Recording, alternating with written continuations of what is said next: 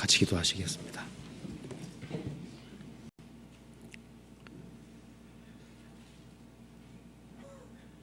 은혜와 사랑이 풍성하신 하나님 아버지, 마땅히 형벌받을 수밖에 없는 저희들을 주님의 보배로운 피로 구속해 주시고 소망 가운데 살 수 있도록 도와주시는 것을 감사합니다. 주님 오실 날이 너무나도 가까운 이때에 저희들을 구원해 주시고 주님의 복음을 위해 살 수 있도록 주의 귀한 일을 맡겨 주셨습니다. 자비하신 주님, 저희들이 마땅히 해야 될 일이 무엇인지를 깨달아 알 수 있도록 도와주시고 주님 앞에서는 그날 칭찬과 영광과 존귀를 얻을 수 있도록 도와주시옵소서. 오늘 이 시간 주님의 이름으로 한자리에 같이 모여 있습니다. 주 성령께서 함께해 주시고 두루 역사해 주셔서 주님의 뜻이 무엇인지를 더욱 헤아려 알 수 있도록 도와주옵소서. 우리의 행보를 말씀 위에 굳게 세워주시고 주님의 복음과 주님 영광을 위해서 살아야 될 길을 알 수 있도록 도와주옵소서. 그리고 여행 중에 있는 많은 형제자매님들이 있습니다. 자비하신 주님께서 그 모든 발걸음을 지켜주시고 그리고 주님의 영광을 돌릴 수 있는 자리에 설 수 있도록 도와주옵소서. 오늘 모든 시종 주 성령께서 두루 역사해 주시고 도와주시기를 간절히 의지하오며 주 예수님 이름 받들어 기도하옵나이다. 아멘. 성경 사사기 9장 찾으시겠습니다. 사사기 9장 7절부터 제가 읽어보겠습니다. 사사기 9장 7절입니다.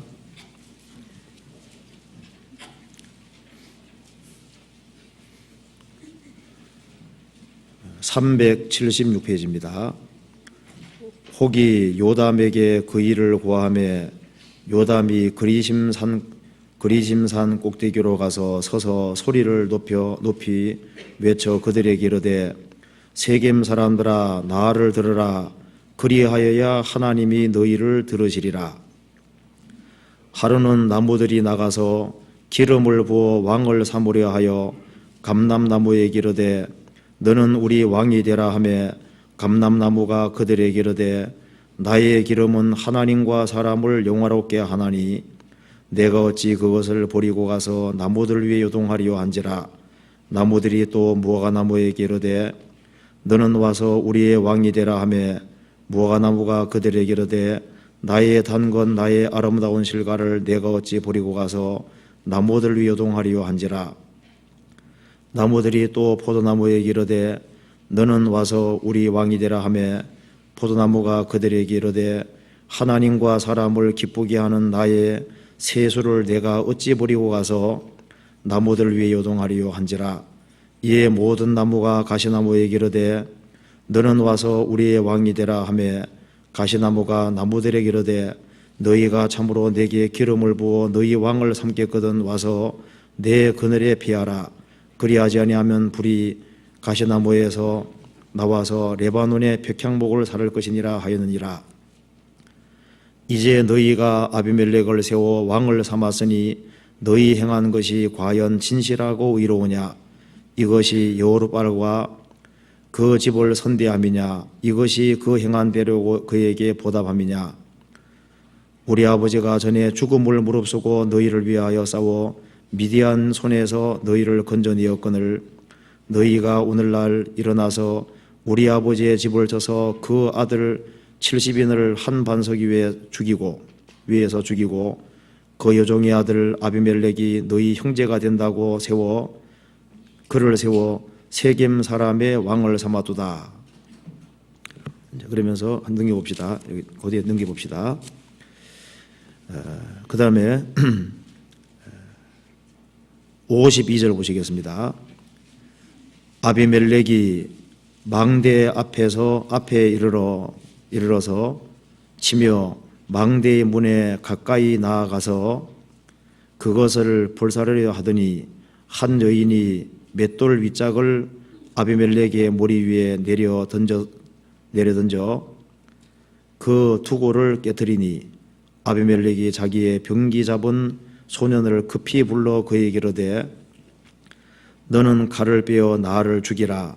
사람들이 나를 가리켜 이르기를 그가 여인에게 죽었다 할까 하노라. 소년이 지르매 그가 곧 죽은지라.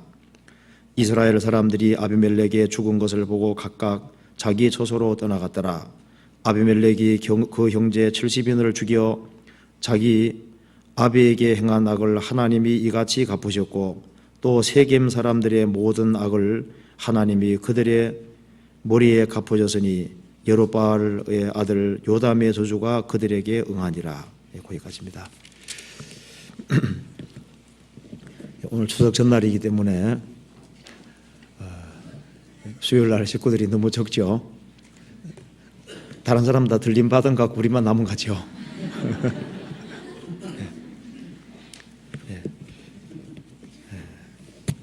오늘 여기에 사사기 9장을 중심으로 해서 요담의 나무 비유라는 제목으로 좀 말씀을 드려보도록 하겠습니다.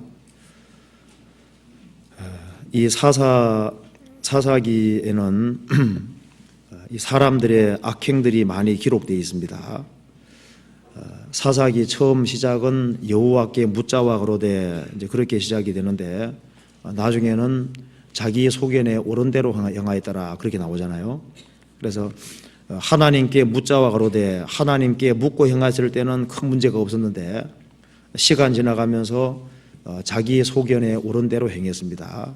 그래서 불순종의 길을 걸어가서 하나님께서 이방 나라 들어서 이스라엘 민족을 여러 번 괴롭게 하셨습니다.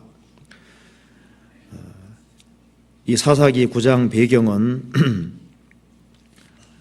이스라엘 사람들이 하나님 앞에 범죄해서 하나님께서 미디안 사람을 통해서 이스라엘 사람을 7년 동안 다스리게 했습니다. 그래서 7년 동안 이스라엘 백성들은 너무나도 큰 고통을 받았는데 하나님께서 이스라엘 민족이 돌이키는 모습을 보고 기도원을 통해서 이스라엘 민족을 구원해 주셨습니다.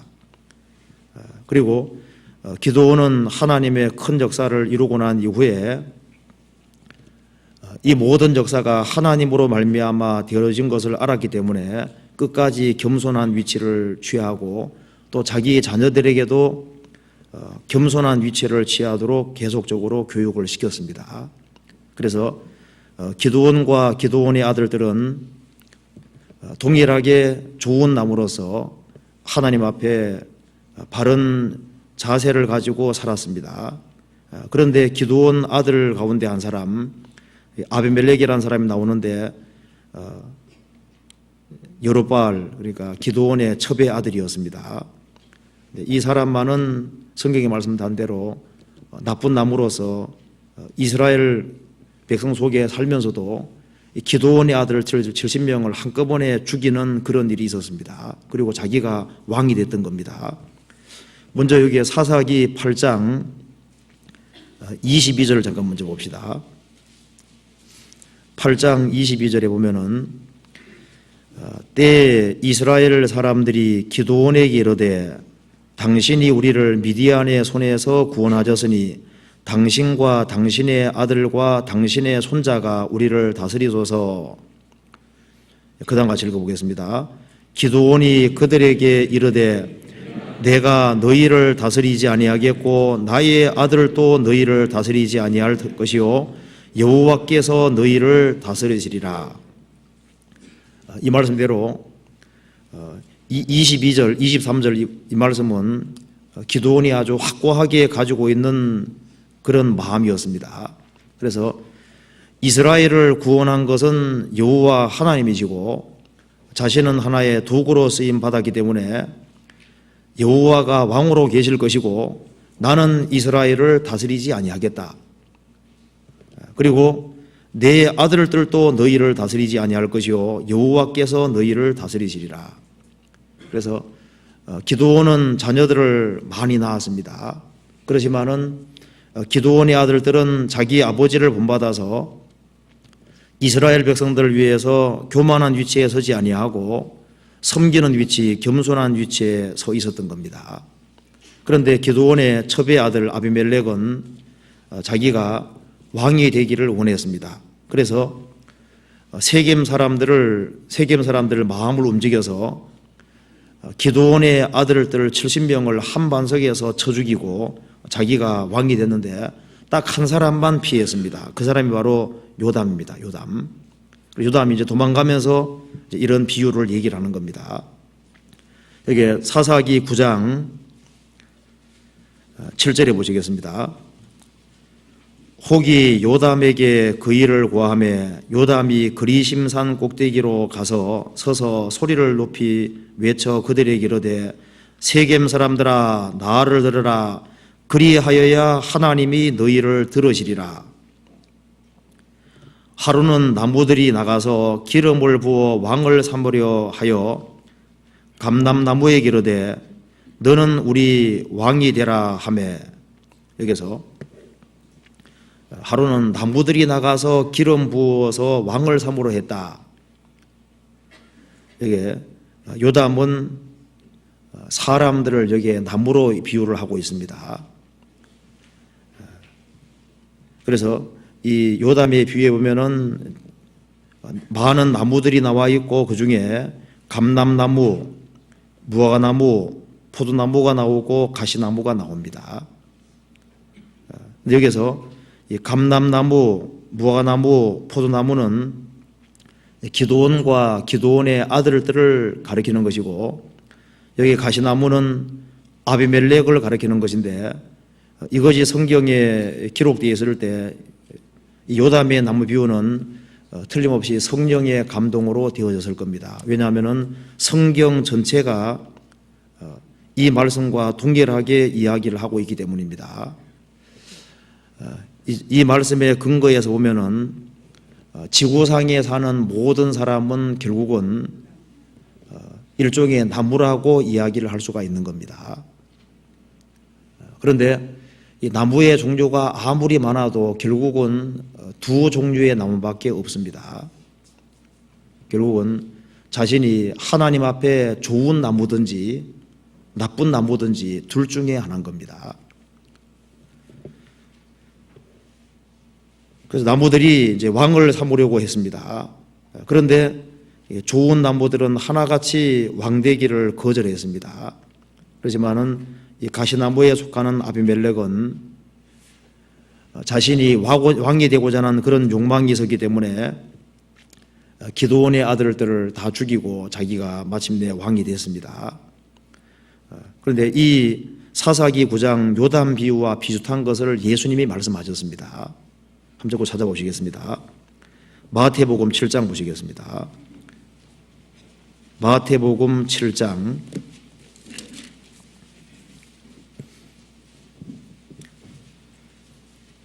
15절부터 제가 읽어보겠습니다. 마태복음 7장 15절입니다. 거짓 선지자들을 삼가라. 양의 옷을 입고 너희에게 나오나 속에는 노략질하는 일이라. 그의 열매로 그들을 알지니 가시나무에서 포도를 또는 은경퀴에서 무화과를 따겠느냐. 이와 같이 좋은 나무마다 아름다운 열매를 맺고 못된 나무가 나쁜 열매를 맺나니 좋은 나무가 나쁜 열매도 없고 못된 나무가 아름다운 열매도 없느니라. 아름다운 열매를 맺지 아니하는 나무마다 지켜 불에 던지오느니라. 이러므로 그의 열매로 그들을 알리라.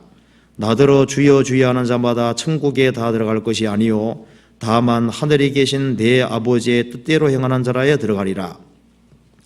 그날에 많은 사람이 나더러 이르되 주여 주여 우리가 주의 이름으로 선자 노릇하며 주의 이름으로 귀신을 쫓아내며 주의 이름으로 많은 권능을 행치하나이까 하리니 그때 내가 저희에게 밝히 말하되 내가 너희를 도무지 알지 못하니 불법을 행하는 자들아 내게서 떠나가라 하리라. 자, 이 말씀이세요. 거짓 선자들을 삼가라고 이렇게 말씀하시면서 예수님이 말씀하신 내용 속에 보면은 사람은 이렇게 분류할 수 있습니다. 속도 1이고 이제 가죽도 일이 가죽 쓰고 있는 속도 1이고 겉도 1인 사람이 있습니다. 그런데 속은 일인데 겉은 양가죽을 쓰고 있는 사람도 있는 거예요. 그런가 하면은 실제로 양이고 가죽도 양이고 속도 양인 사람이 있는 겁니다. 그걸 또 다른 말로 말하면은 나쁜 나무로서 나쁜 열매를 맺는 사람이 있는가 하면은 나쁜 나무인데도 불구하고 좋은 열매를 붙인 사람도 있습니다. 또 어떤 사람은 자기가 나쁜 나무였지만은 하나님 생명 받아서 좋은 나무가 돼서 좋은 열매를 맺는 사람도 있는 거예요. 또 그 뒤에 말씀 보면은 모래 위에 집을 안 짓는 사람이 있는가 하면은 모래 위인데도 불구하고 집을 지어가는 사람이 있고, 모래 위에서는 집이 안 되기 때문에 반석을 갖추고 반석 위에 집을 짓는 사람도 있습니다. 여기에 마태복음 7장에서 쫓겨난 사람들이 왜 쫓겨났냐 하면은 성경 말씀한 대로 양의 가죽을 쓰고 있지만은 속에는 일이라고 했습니다. 나쁜 나무인데도 불구하고 좋은 열매를 많이 붙이고 있는 사람입니다. 모래 위인데도 불구하고 집을 지은 사람입니다. 얼른 봤을 때는 진짜인 것처럼 보이는데 근본적인 문제가 해결이 안 된 겁니다. 그래서 하나님의 뜻은 이리가 양이 되는 것이 거듭나는 거잖아요. 나쁜 나무인 사람이 하나님 생명 받아서 좋은 나무가 될 때 그게 거듭나는 겁니다. 모래 위에서는 집이 안 되니까 반석을 확실히 갖추는 것이 거듭나는 겁니다. 이 사람들이 왜 쫓겨났냐 하면은 아버지 뜻대로 행하지 않았습니다. 아버지의 뜻이 뭐냐 하면은 하나님의 생명을 받아서 좋은 나무가 되는 것이고, 이리가 양이 되는 것이고, 모래 위에 집 짓는 것이 아니라 반석을 갖추고 집 짓는 그것이 아버지의 뜻인 겁니다. 여기에서 예수님께서 사람을 두 가지로 예를 드셨는데, 사람은 좋은 나무든지 나쁜 나무든 둘 중에 하나라고 말씀하시면서 좋은 나무를 예를 든 것이 포도나무와 무화나무입니다. 나쁜 나무를 든 것이 가시와 은근기입니다. 예수님께서도 사람을 예를 드실 때 좋은 나무, 나쁜 나무 둘로 예를 드셨습니다. 지구상에 아무리 많은 종류의 사람이 있을지라도 결국 하나님 보실 때는 두 종류밖에 없는 겁니다. 여기 계신 모든 분도 하나님 보실 때 하나님의 생명을 받지 않았으면 하나님 보실 때는 다 가시나무에 불과한 겁니다. 우리 여기 사사기 9장을 통해서 이 좋은 나무의 삶의 방식과 나쁜 나무의 삶의 방식을 여기서 배울 수가 있습니다. 그래서 우리가 오늘 이 말씀을 통해서 내가 어떤 종류의 나무에 속하는 것인지, 내가 정말 바른 삶의 방식을 가지고 살고 있는 것인지 그런 걸 한번 검토해 보도록 하겠습니다. 사사기 9장 보시겠습니다.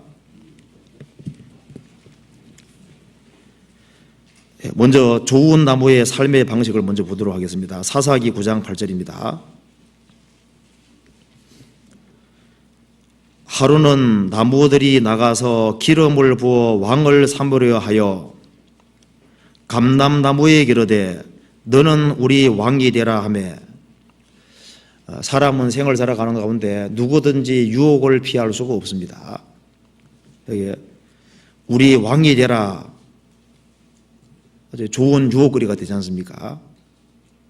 너는 우리 왕이 되라, 좋은 위치를 주고 좋은 지위를 주겠다는 겁니다. 그때 그 좋은 나무, 감나무 이렇게 말했습니다. 9절에 감람나무가 그들에게 이르되 나의 기름은 하나님과 사람을 영화롭게 하나니 내가 어찌 그것을 버리고 가서 나무들을 위해 요동하리요 한지라. 단호하게 거절을 했습니다. 10절 나무들이 또 무화과나무에게 이르되 너는 와서 우리 왕이 되라 하매 무화과나무가 그들에게 이르되 나의 단건 나의 아름다운 실과를 내가 어찌 버리고 가서 나무들을 요동하리요 한지라. 무화과나무도 단호하게 거절했습니다. 12절 나무들이 또 포도나무에게 이르되 너는 와서 우리 왕이 되라 하매 포도나무가 그들에게 이르되 하나님과 사람을 기쁘게 하는 나의 세수를 내가 어찌 버리고 가서 나무들을 요동하리요 한지라.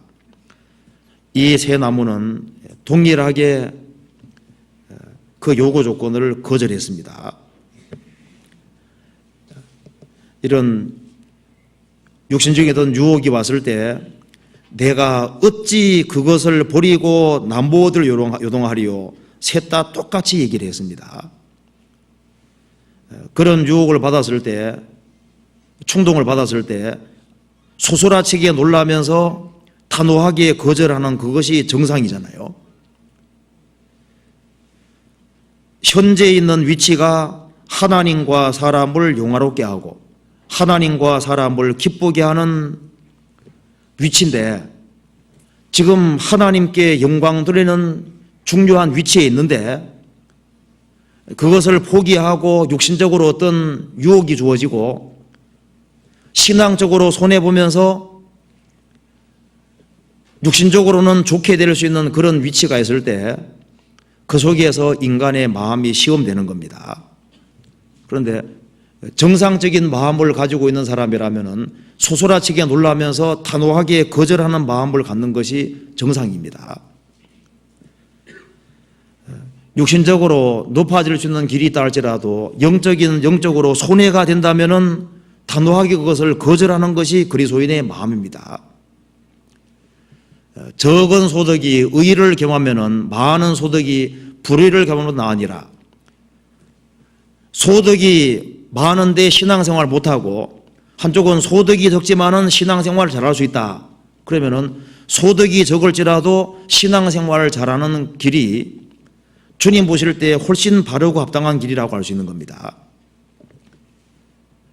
그런데 여기에 이런 유혹은 육신 가지고 생을 살아가는 가운데 누구든지 당할 수 있는 유혹에 속합니다. 예수님이 마태복음 4장에 광야에서 시험을 받으셨습니다. 마귀가 천하 만국의 영광을 보여주면서 너가 내게 절하기만 하면 이 모든 것을 너에게 주리라. 예수님 말씀하셨습니다. 사탄아 물러가라. 오직 주 너의 하나님께 경배하고 그를 섬기라 하였느니라. 예수님은 단호하게 그 조건을 거절했습니다. 어떤 상황에서도 단호하게 하나님만 섬기는 길을 택했습니다. 그래서 시편 84편에도 이런 말씀 나와 있죠. 하나님의 궁정에서 한 날이 다른 곳에서 첫날보다 낫다. 그래서 악인의 장막에서 떵떵거리고 사는 것보다 내 하나님 집에 문지기로 있는 것이 낫다. 그것이 그리스도인의 마음이라고 할 수 있습니다. 하나님의 뜻을 어기면서 세상의 영광을 얻는 그보다가 초라하게 살더라도 자기 위치를 고수하고 지키는 것이 훨씬 바른 선택이라고 할 수 있습니다. 여기에 좋은 나무들은 하나같이 현재 위치가 하나님께 영광을 돌리고 사람에게도 유익을 주고 하나님과 사람에게 기쁨과 영광을 주는 그런 위치에 있는 겁니다. 그런 위치에 있을 때 바른 정신과 바른 자세를 가지고 있는 사람은 그 위치 이탈이 안 생길 겁니다. 최초로 위치를 이탈한 존재가 누군지 아시죠? 마귀입니다. 마귀는 자기 위치에서 루시퍼 얼마나 영광스럽고 좋은 위치입니까? 하나님을 가장 가까이 섬길 수 있는 위치, 그 좋은 위치인데 그 교만 때문에 그 위치를 어기고 하나님처럼 되려 하다가 위치 이탈 때문에 완전히 망한 거예요. 성경 찾아봅시다. 이사야 14장 찾아보시겠습니다. 이사야 14장 12절입니다. 너 아침의 아들 계명성이여 어찌 그리 하늘에서 떨어졌으며 너 열국을 엎은 자여 어찌 그리 땅에 지켰는고 내가 내 마음에 이르기를 내가 하늘에 올라 하나님의 뭇별 위에 나의 보좌를 높이리라. 내가 북극 지폐의 산 위에 조장하리라. 가장 높은 구름에 올라 지극히 높은 자와 비길이라 하도다. 그러나 이제 내가 음부 곧 구덩이 맨 밑에 빠치우리로다. 아침의 아들 계명성 루시퍼는 가장 영광스러운 위치, 하나님께 영광 돌리는 좋은 위치에 있었습니다. 그런데 그 교만 때문에 위치를 어기고 하나님처럼 되려 하다가 위치 이탈 때문에 어떻게 됐습니까? 그것 때문에 마귀가 되고 음부 구덩이 맨 밑에 빠쳐지는 가장 비참한 존재가 됐던 겁니다. 유다설장에도 말한 대로 범죄한 천사들은 자기 지위를 지키지 아니하고 위치를 떠났다고 했습니다. 그런데 이것이 성도들 속에서도 가끔 일어날 수 있는 일입니다. 데마 같은 사람 정말 사도 바울의 동력자로서 좋은 위치에 있었습니다. 데마가 사도 바울을 떠나지 아니하고 사도 바울과 같이 끝까지 동력했으면 가장 영광스러운 이름으로 남을 수도 있었습니다. 그렇지만은 세상을 사랑해서 데살로니가로 갔다고 돼 있죠. 위치를 이탈해 버린 겁니다. 사사기 9장에 나와 있는 이 좋은 나무들은 하나같이 어떤 유혹거리가 주어졌을 때 내가 현재 있는 위치는 하나님과 사람을 영화롭게 하고 기쁘게 하는 위치이기 때문에 내가 어찌 그 위치를 하나님과 사람을 영광스럽게 하는 그 위치를 버리고 어찌 나무들을 요동하리요. 그 길을 단호하게 거절을 했습니다. 우리가 구원받고 나면은 우리가 지켜야 될 위치가 있습니다. 구원을 받은 사람에게 주님이 주신 포지션, 위치가 있습니다. 구원받고 해야 될 가장 첫 번째는 있어야 될 곳에 있는 것이 가장 중요한 거예요. 롯이 아브라함을 떠나지 않고 아브라함과 같이 동고동락하고 있기만 했다면은 롯은 영광스럽게 될 수가 있었습니다. 우리가 있어야 될 곳에 있는다는 것이 참 중요한 문제입니다. 그런데 그것을 끝까지 있어야 되는데 끝까지 있지 못하기 때문에 이게 문제인 거예요. 저도 83년대에 구원을 받았습니다. 구원받고 난 이후에 제가 구원받을 그 당시에 청년들도 한 절반 정도는 없었어요. 그 사람들이 끝까지 교회 가운데 붙어 있었다면은 다 주 안에서 귀한 일꾼이 되고 귀하게 쓰임 받을 수 있었을 겁니다. 구원받고 난 이후에 내가 있을 곳이 어디냐, 거기에 대해서 눈이 확실히 밝아질 필요가 있습니다. 요한복음 15장 찾아보시겠습니다. 요한복음 15장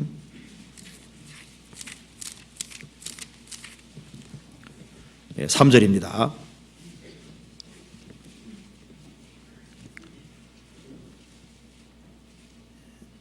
너희는 내가 일러준 말로 이미 깨끗하였으니 내 안에 거하라. 나도 너희 안에 거하리라. 가지가 포도나무에 붙어있지 아니하면 절로 과실을 맺었음 같이 너희도 내 안에 있지 아니하면 그러하리라. 나는 포도나무요 너희는 가지니 저가 내 안에 내가 저 안에 있으면 이 사람은 과실을 많이 맺나니 나를 떠나서는 너희가 아무것도 할 수 없음이니라. 사람이 내 안에 거하지 아니하면 가지처럼 밖에 버리고 말라지나니 사람들이 이것을 모아다가 불에 던져 사르느니라. 너희가 내 안에 거하고 내 말이 너희 안에 거하면 무엇이든지 원하는 대로 구하라. 그리하면 이루리라. 구원받고 난 이후에 이 말씀을 귀가 아프게 많이 들어왔습니다. 왜? 가장 중요한 말씀이기 때문에 귀가 아프게 들어왔습니다. 너희는 내가 일러준 말로 이미 깨끗하였으니 내 안에 거하라. 주님을 머리로 받드는 사람들이 모인 무리, 주님 몸된 교회 안에 거하는 것이 자기 위치입니다. 육신적인 위치입니다. 그리고 육신적인 위치가 영적인 위치가 있는 동시에 여기 주 안에 거하는 것이 영적인 위치고 또 육신적으로도 내가 있어야 될 위치가 있습니다. 그 위치 가운데 그대로 거하는 그것부터가 확실하게 될 필요가 있습니다. 그래서 골로새 한번 찾아보시겠습니다. 골로새서 3장 또 한 군데 찾아봅시다. 골로새서 3장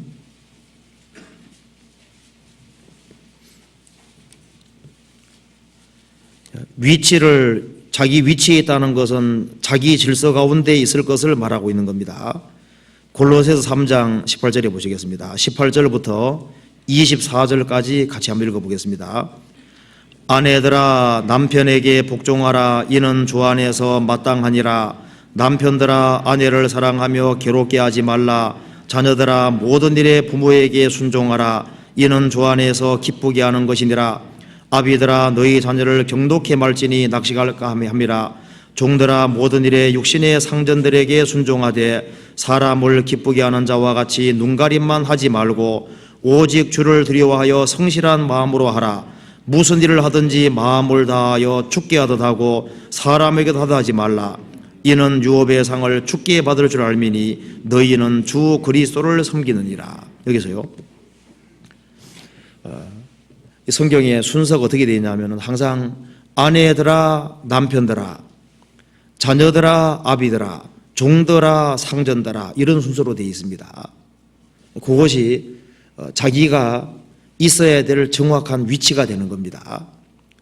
그래서 항상 아내들아 남편들아 자녀들아 아비들아 종들아 상전들아, 그러면 아내하고 자녀하고 종들은 순종하는 위치에 있는 거지 않습니까? 그것이 자기가 욕심적으로 있어야 될 위치에 속하는 겁니다. 그런데 여기 성경에서 왜 제일 먼저 아내들아 요거부터 얘기했을까요? 제일 중요하니까. 그렇죠? 또 제일 잘 안 되니까. 그렇죠? 제일 만만한 게 남편이죠. 그렇죠? 근데 상전이 잘하든 못하든 관계없이 종은 상전이라는 지위와 위치 때문에 자기 도리를 할 수도 있습니다. 그리고 부모가 잘하든 못하든 간에 부모라는 위치 때문에 부모를 존중하고 섬기게 되잖아요. 그것처럼 남편이 잘하는 거 못하는 거와 관계없이 남편이라는 위치 때문에 순종하고 복종하는 거니까 일단 남편과 아내, 자녀하고 아버지하고는 이게 질서 위치가 완전히 다른 겁니다. 질서가. 그래서 상전이 잘하든 못하든 관계없이 상전이라는 위치 때문에 상전을 존중하고 높여야 되는 거고, 부모는 나하고 질서가 다르기 때문에 부모가 잘하든 못하든 관계없이 부모라는 그거 하나 때문에 순종하고 복종하는 그 문제가 있어야 되는 겁니다. 그게 당연한 겁니다. 그리고 남편도 남편이라는 위치 때문에 순종하라고 되어 있는 거예요. 그래서 자녀가 태어나면 제일 먼저 배워야 되는 것이 순종인 것처럼 결혼해서도 제일 먼저 배워야 되는 것이 순종이잖아요. 그것처럼 교회 생활에도 제일 먼저 배워야 될 것이 순종입니다. 그것이 자기 위치인 거예요. 그래서 무슨 일을 하든지 마음을 다하여 죽게 하듯 하고 사람에게도 하듯이 하지 말라. 이는 유업의 상을 죽게 받을 줄 알미니 너희는 주 그리스도를 섬기느니라. 예를 들어서 상전이 자기 볼 때 마음이 안 든다고 해서 상전 비키쉬 하고 자기가 상전을 막 쥐고 흔들면 어떻게 되는 겁니까? 어떻게 할까요? 상전이 너 보따리에서 당장 나가 뿌리라 하게 될 거 아니에요? 당장 추방입니다. 부모가 잘 못한다고 해서 부모 비키라고 하고 자기가 부모 위치에 서서 부모를 쥐고 흔든다면 어떻게 되는 겁니까? 그건 잘못된 거잖아요. 그럼 남편에게 부족한 것이 있다고 해서 남편 위에 서서 남편을 주장하고 쥐고 흔들면은 그건 마치 종이 그 자기 사장을 막 쥐고 흔드는 것과 똑같은 거예요. 그리고 자녀가 부모를 막 쥐고 흔드는 것도 같은 겁니다. 그리고 그건 위치 이탈이 되는 거예요. 그래서 우리가 영적으로도 우리가 있어야 될 정확한 위치가 있는 동시에 가정생활 속에서도 자기가 있을 위치에 정확히 있는 것이 아주 중요한 것이 되는 겁니다. 그래서 성경이 말씀했죠. 허리에 띠를 띠고 등불을 켜고 서 있어라. 허리에 띠를 띠고 베드로전서 1장에 보면은 마음의 허리를 동이고 그 말씀대로 마음에 아주 허리를 동인다는 그 말씀은 마음에 아주 비장한 각오를 가지고 구원받고 난 이후에 마음에 비장한 각오를 가지고 등불을 켜고 영혼의 등불을 환하게 켜고 그리고 서 있어라. 서 있을 곳에 서 있는 것이 가장 필요한 겁니다. 우리가 구원받았을 때 복음 위에 섰습니다. 주님 은혜 위에 서 있고 주 안에 서 있잖아요. 그것처럼 가정 속에서도 자녀면 자녀가 서 있을 위치가 있는 거예요. 그리고 자녀는 자녀가 설 위치가 있고, 아내는 아내 위치가 있고, 아버지는 아버지 위치가 있고, 그 자기 위치와 질서 가운데 끝까지 서 있는 상태에서 주님 앞에 설 것을 주님께서 원하시는 겁니다. 여기에 좋은 나무들은 하나같이 자기 주제를 파악하고 자기가 있을 그 위치에 정확히 섰습니다. 열왕기상 19장 보면은 엘리야에게 주님 말씀하셨죠. 엘리야야, 내가 어찌하여 여기 있느냐? 엘리야는 하나님의 일꾼으로서 하나님 백성과 함께 하나님 앞에서 일을 하고 선지자로서 해야 될 역할이 있는데 그 위치 가운데 있어야 되는데 이세벨이 죽이려고 하니까 이세벨을 피해서 동굴 속에 있었습니다. 주님 말씀하셨습니다. 엘리야야, 내가 어찌하여 여기 있느냐? 지금 너의 위치가 제 위치에 있는 것이냐? 있어야 될 곳에 있는 것이냐? 주님께서 그렇게 물었습니다. 그거는 책망을 하는 동시에 또 한 가지는 또 용기 주는 말씀도 됩니다. 엘리야야, 어찌하여 내가 여기 있느냐? 한편으로 책망되지만 한편으로는 또 용기를 주는 말씀도 됩니다. 구원받고 난 이후에 그러면 어떻게 하면 우리가 우리의 위치를 잘 지킬 수 있을까요? 어떤 사람은 나는 구원받고 난 이후에 절대 주님 몸된 교회를 떠날 리가 없을 것이다. 나는 주 안에 반드시 거할 것이다. 그리고 나는 가정에서든 직장에서든 주님 있으라는 그 위치에 끝까지 있을 것이다. 그렇게 다짐을 하고 큰소리 친다고 해야 되는 게 아닌 겁니다. 그것이 가능하기 위해서는 마음 심중 깊숙한 곳에 있어야 될 것이 있습니다. 그것이 바로 겸손한 마음하고 지족하는 마음.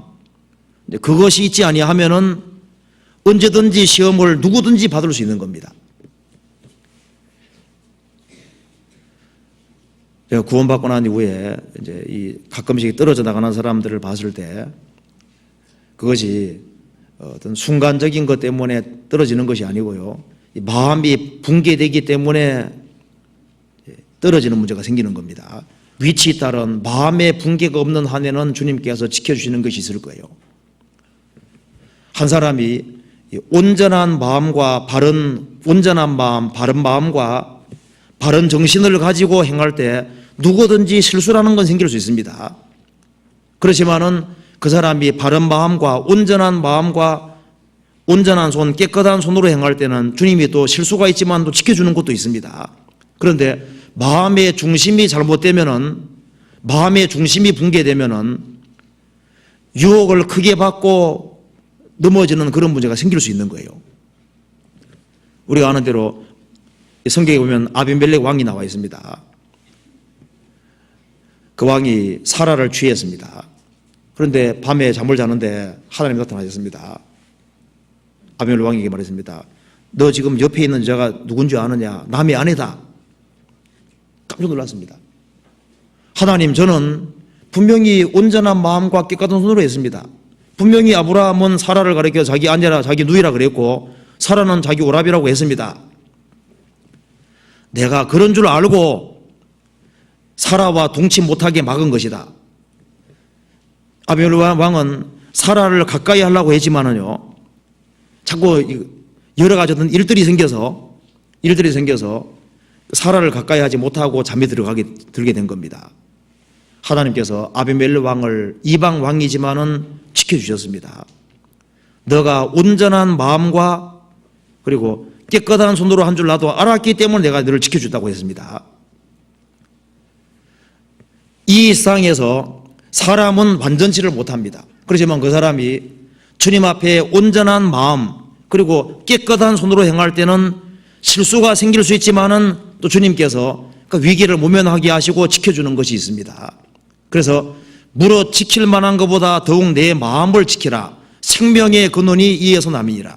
그래서 이 시험을 벗어나기 위해서 가장 필요한 마음이 낮아지는 마음, 겸손한 마음, 그리고 자기 주어진 조건에 대해서 지족하는 마음, 그걸 가지면은 일생을 살아가는 가운데 실제적으로 유혹을 피할 수가 있는 겁니다.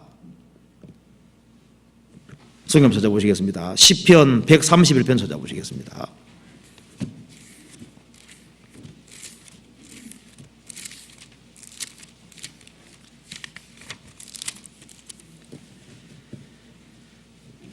(1절에서부터) (3절까지)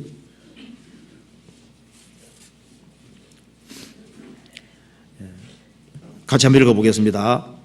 여호와여, 내 마음이 교만치 아니하고 내 눈이 높지 아니하오며 내가 큰 일과 미치지 못할 기이한 일을 힘쓰지 아니하나이다.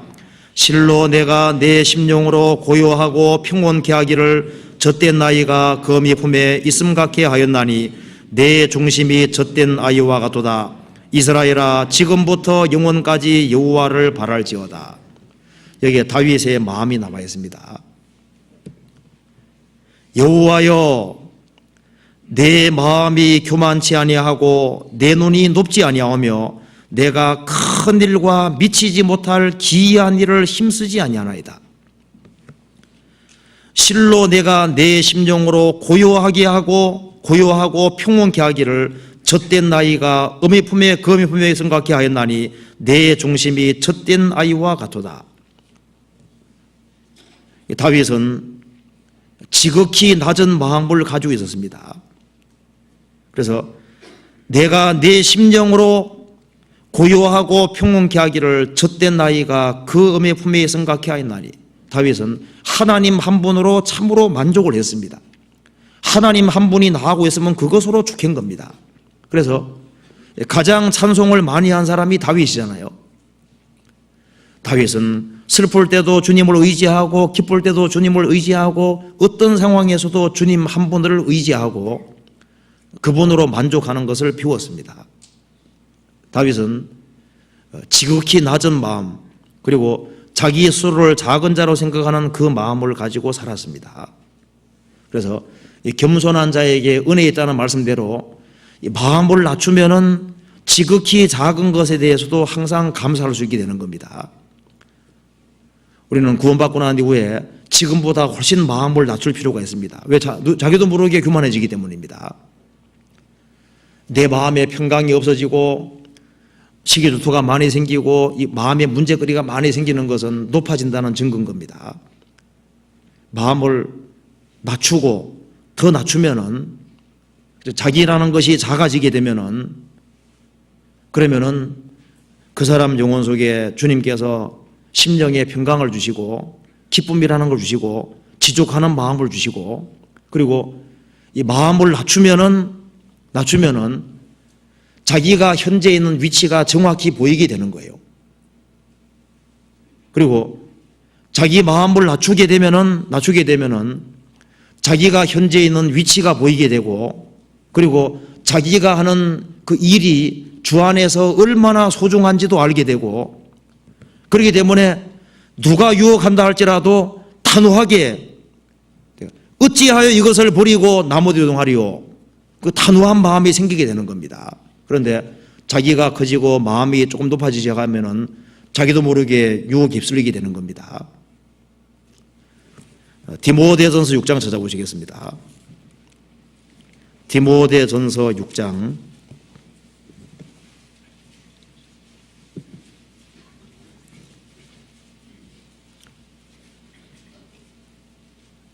6절에서부터 8절까지 같이 읽어보겠습니다. 그러나 지족하는 마음이 있으면 경건이 큰 이익이 되느니라. 우리가 세상에 아무것도 가지고 온 것이 없음에 또한 아무것도 가지고 가지 못하리니 우리가 먹을 것과 입을 것이 있은즉 족한 줄로 알 것이다. 자기 주어진 조건에 대해서 만족을 하려면은 마음을 낮추면은 모든 것이 감사로 바뀌게 됩니다. 지족하는 마음은 마음을 낮추는 것이 없이는 불가능한 거예요. 마음을 낮추면은 작은 것 하나도 감사로 되게 되고, 그래서 지족하는 마음 전에 마음을 낮추는 게 있어야 되거든요. 마음을 낮추면은 어려우면 어려운 대로, 풍족한 대로 주어진 조건에 대해서 만족을 할 수 있는 겁니다. 그래서 그러나 지족하는 마음이 있으면 경건이 큰 이익이 되느니라. 우리가 세상에 아무것도 가지고 온 것이 없음에 또한 아무것도 가지고 가지 못하리니 우리가 먹을 것과 입을 것이 있은즉 족한 줄로 알 것이라. 그래서 빚을 갚아가면서 못 쓰나 쌓아놓고 못 쓰나 못 쓰기는 마찬가지입니다. 약간 차이는 있죠. 약간 차이는 있지만 그렇게 큰 차이가 있는 게 아닙니다. 먹을 것이 있고 입을 것이 있으면 되고, 그리고 우리가 저 마음 자체를 낮추는 거, 그것이 있으면은 실제로 많은 시험에서 해방된다는 걸 알 수 있습니다. 그래서 여기에 기드온의 아들들이 유혹을 받았을 때 유혹이 안 된 이유는 자기 아버지에게 배운 겁니다.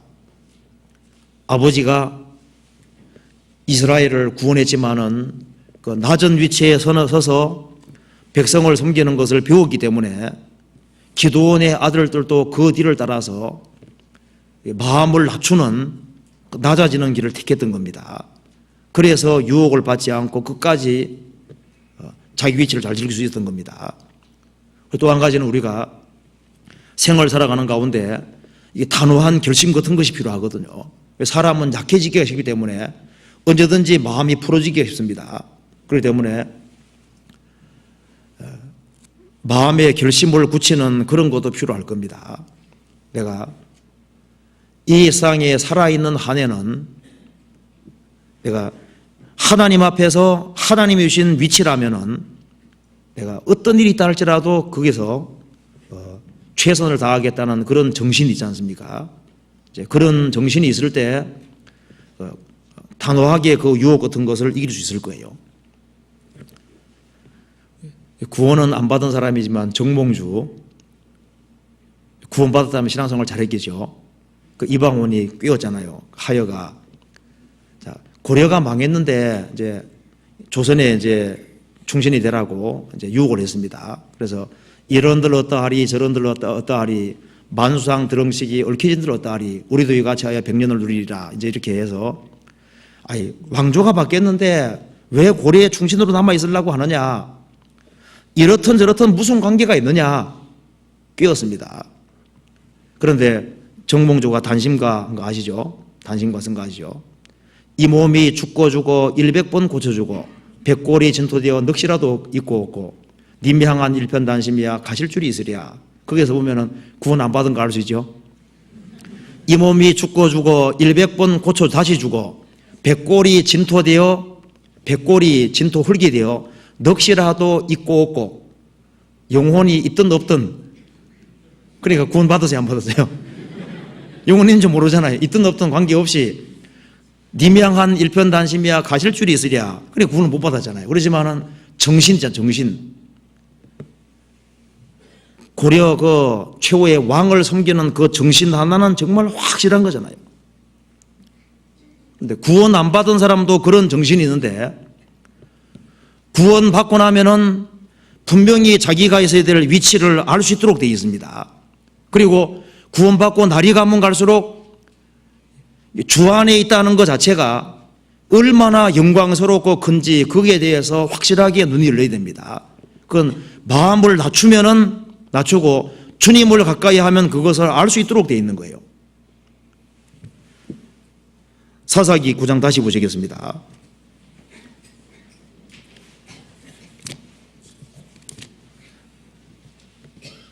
자, 여기 첫 번째 좋은 나무의 삶의 방식을 보면은 현재 있는 위치가 하나님과 사람을 영광스럽게 하는 위치일 때, 하나님과 사람을 기쁘게 하는 위치일 때 어떤 유혹이 온다 할지라도 그 위치에서 이탈하지 아니하고 그 위치를 끝까지 고수하는 그것을 우리가 여기서 볼 수 있습니다. 그 다음 볼 수 있는 사실은 이 좋은 나무들의 특징에서 하나님 우선주의를 볼 수 있습니다. 사사기 9장 보시겠습니다.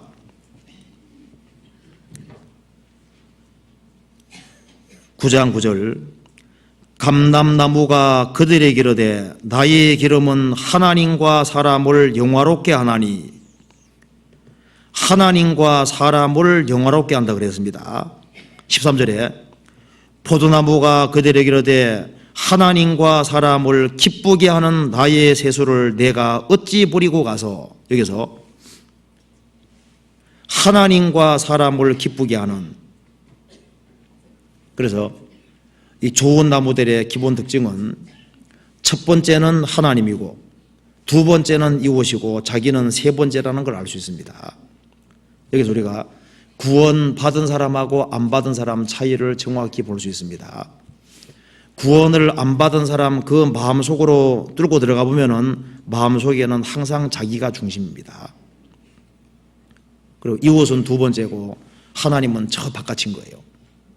그런데 실제로 구원을 받은 사람, 그 사람이 참으로 성령으로 말미암아 거듭나서 좋은 나무가 됐다면은 그 사람 그 중심으로 뚫고 들어가면 틀림없이 그 속에 주님이 계실 겁니다. 그래서 주님 중심이고 두 번째는 이웃이고 자기는 세 번째로 가게 되는 거예요. 자기라는 것이 빠져나가게 되는 겁니다. 그래서 조이 선교회 아시죠? 조이 선교회는 Jesus first, other second, you third입니다. 그러니까 예수님이 첫 번째, 다른 사람은 두 번째, 당신은 세 번째다. 좋은 나무들은 하나님 우선주의, 하나님을 최우선으로 생각하는 우선주의가 있었습니다. 그래서 하나님이 자기 생활 속에서 최우선이냐 아니냐, 그걸 통해서 그 사람이 참으로 좋은 나무냐 나쁜 나무냐를 일단 알 수가 있는 겁니다. 구원받은 사람 속에는 성령이 와 계시기 때문에 그 심령 중심한 곳에 틀림없이 하나님이 우선일 겁니다. 시편 54편 찾아보시겠습니다.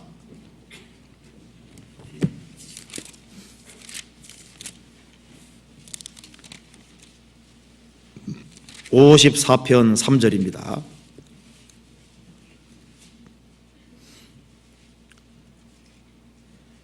외인이 일어나 나를 치며 강포한 자가 내 생명을 수색하며 하나님을 자기 앞에 두지 아니하였음이니이다.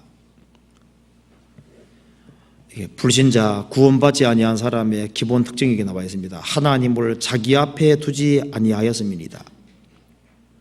하나님을 앞에 모시고 살지 않습니다. 이거와 대비해서 시편 16편 찾아보시겠습니다. 시편 16편 8절입니다.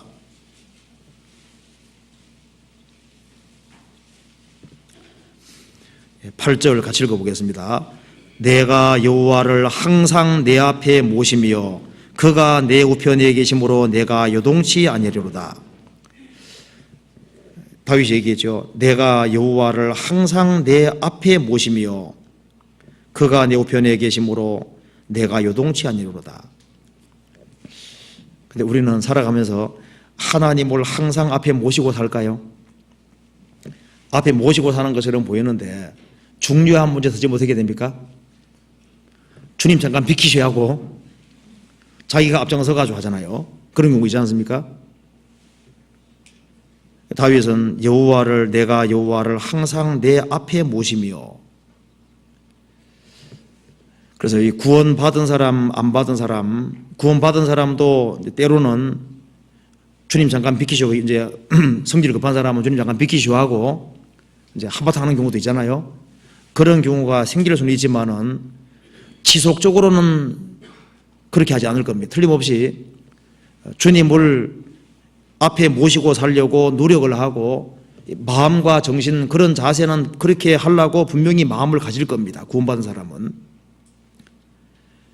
그래서 구원받지 아니한 사람하고 구원 사이는, 구원받은 사람은 하나님이 첫 번째, 이웃이 두 번째, 자기가 세 번째, 이렇게 되어 있는 것이 그리스도인들의 기본 마음 구조입니다. 틀림없이 그럴 거예요. 잠언 3장 찾아봅시다. 잠언 3장.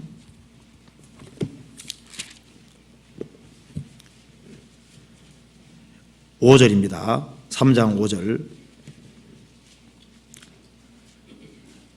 너는 마음을 다하여 여호와를 의뢰하고 내 명철을 의지하지 말라.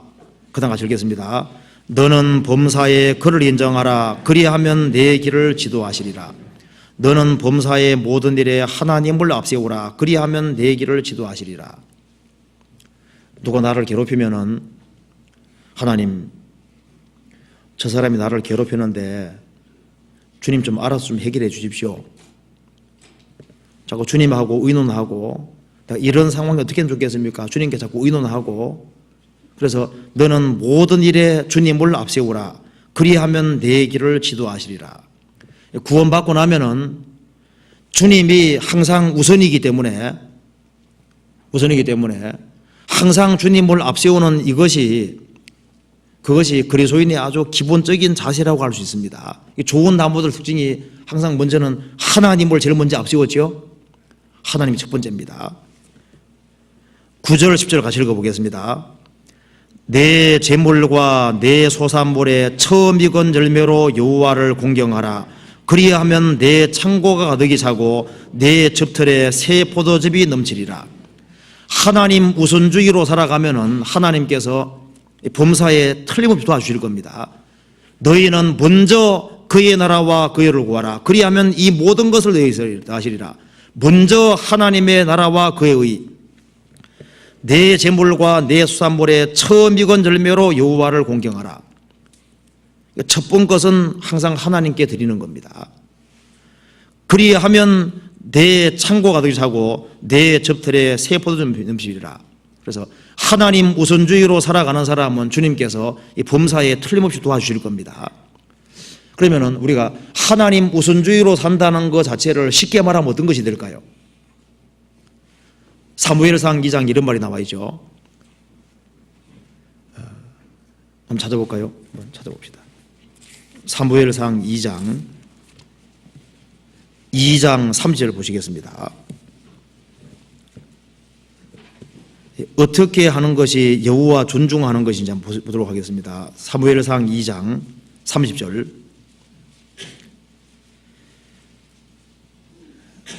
그러므로 이스라엘의 하나님 나 여호와가 말하노라. 내가 전에 내 집과 내 조상의 집이 내 앞에 영영히 행하리라 하였으나 이제 나 여호와가 말하노니 결단코 그렇게 아니하리라. 그 다음 같이 읽어보겠습니다.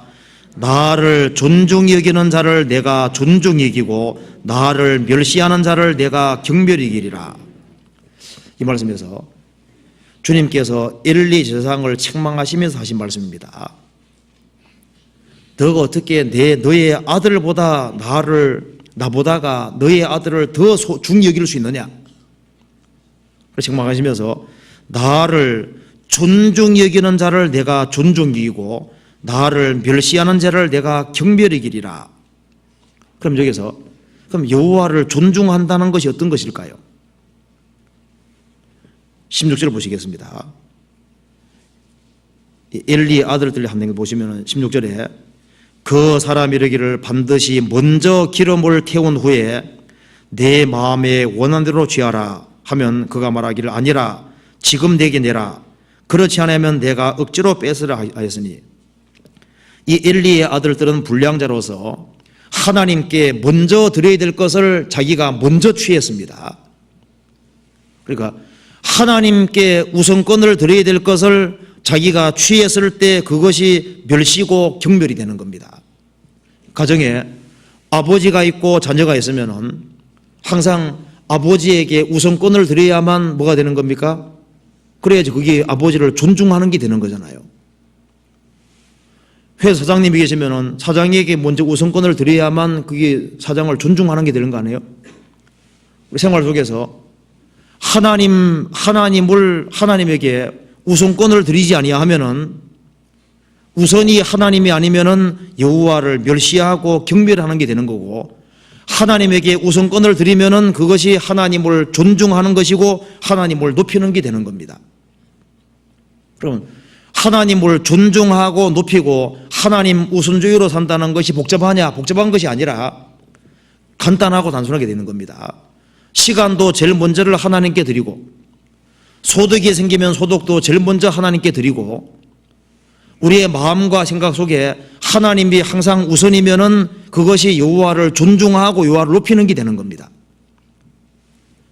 좋은 나무들의 특징에서 하나님과 사람을 영화롭게 하고 하나님과 사람을 기쁘게 한다고 얘기를 했습니다. 그리고 하나님을 참으로 존중하는 사람은 성도를 존중하는 것은 연결되어 있는 겁니다. 그 사람이 하나님 우선주의로 살면은 교회 우선주의로 사는 것은 당연한 것이고, 왜? 교회는 만물 위에 있는 것이 교회잖아요. 그리고 하나님 우선주의로 사는 사람은 하나님이 가장 귀하게 여기는 게 성도니까 성도를 당연히 귀하게 여기도록 되는 겁니다. 그래서 하나님을 존중히 여기는 거하고 하나님 우선주의로 사는 거하고 성도를 존중하고 높이는 것은 연결되어 있는 거예요. 시편 16편 보시겠습니다. 시편 16편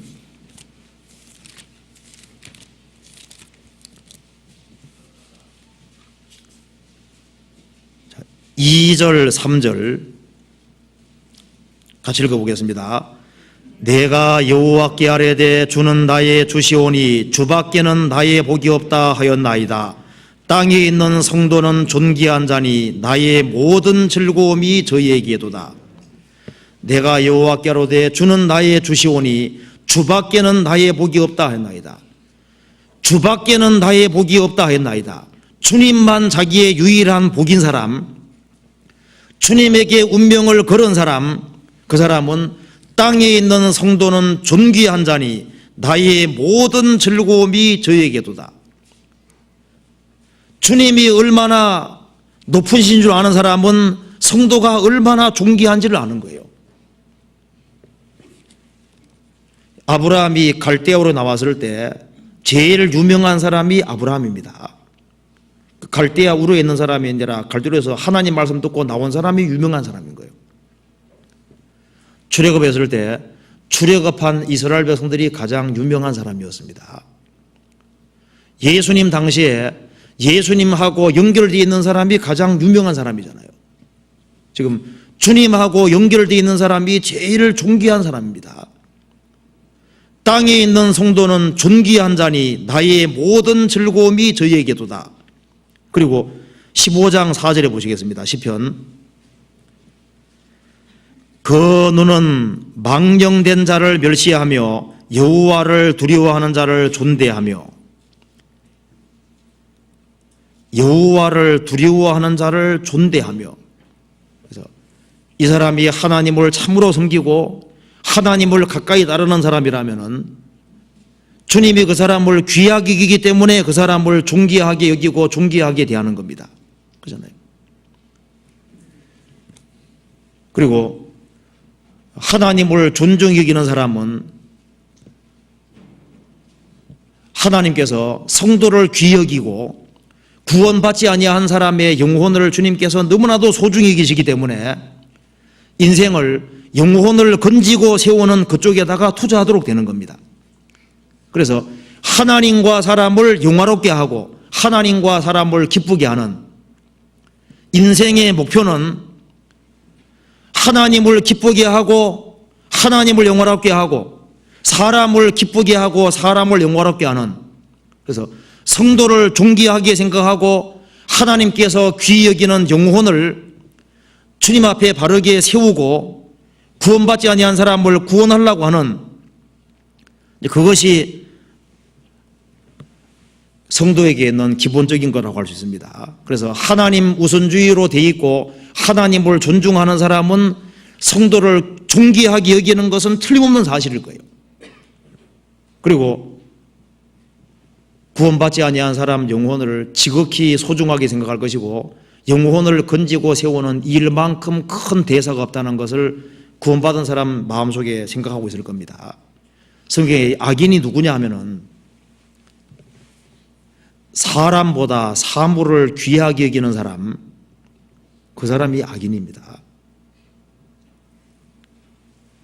사람하고 사물이 있을 때 이 물건을 사람보다 더 존중하게 여기는 마음이 있으면은 그 마음은 깨버리지 않으면 안 되거든요.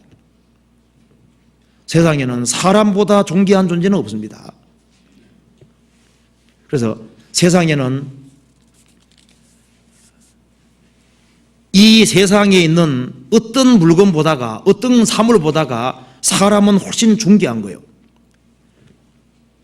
요한복음 8장 보면은 가늠 중에 잡힌 여자가 있는데 그 유대 종교가들은 종교 생활을 오래 했으면서도 불구하고 사람이 얼마나 귀한지를 몰랐습니다. 신앙 생활을 오래 하면 오래 할수록 사람이 정말 존귀하고 사람이 귀하구나 이쪽으로 마음과 생각이 더 가야만 그게 정상적인 생각이라 할 수 있잖아요. 그런데 유대 종교가들은 신앙 생활을 하면 할수록 사람 자체가 얼마나 귀한지를 몰랐습니다. 예수님 말씀하셨습니다. 사람이 양보다 얼마나 귀하냐. 주님이 사람을 얼마나 존귀하게 생각하는데 구원받고 난 이후에 날이 가면 갈수록 사람이 더 귀하고 구원받지 아니한 사람 영혼이 귀하고 사람이 귀한 쪽으로 생각과 마음과 생각이 더 가야만 그것이 정상적인 신앙이라고 할 수 있습니다. 그런데 신앙생활이 진행되면 진행될수록 영혼을 건지고 사람을 세우는 그보다가 사물에게 눈에 보이는 물건에게 마음과 생각이 더 간다면 반대로 가고 있다는 증거입니다. 여기 잠언 31장 찾아보시겠습니다. 잠언 31장 현숙한 여인의 삶의 방식을 한번 보도록 합시다. 잠언 31장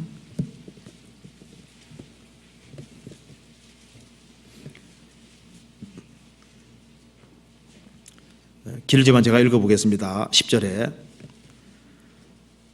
누가 현숙한 여인을 찾아 얻겠느냐 그 값은 진주보다 더하니라. 그런 자의 남편의 마음은 그를 믿나니 사안을 펼치지 아니하겠으며 그런 자는 살아있는 동안에 그 남편에게 선을 행하고 악을 행치 아니하느니라. 이게 이제 남편에게 선을 행하는 아내상이 나와 있습니다. 그 다음에 13절에 그는 양털과 사물 구하여 부지런히 손으로 일하며 상고의 배와 같아서 먼 데서 양식을 가져오며 밤이 새기 전에 일어나서 그 집사람에게 식물을 나눠주며 여종에게 일을 정하여 맡기며 밭을 간품하여 사며 그 손으로 번 것을 가지고 포도원을 심으며 힘으로 허리를 묶으며 그 팔을 강하게 하며 자기의 무역하는 것이 이로운 줄을 깨닫고 밤에 등불을 끄지 아니하고 손으로 손뭉치를 들고 손가락으로 가락을 잡으며 여기까지 읽어보면 부지런한 아내상이 나와 있죠.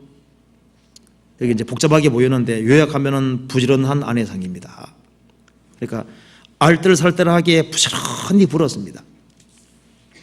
왜 부지런하게 벌었냐면 목적이 있기 때문에 부지런히 벌고 밭을 강품해 사는 것은 골라가지고 싸게 산다는 얘기죠.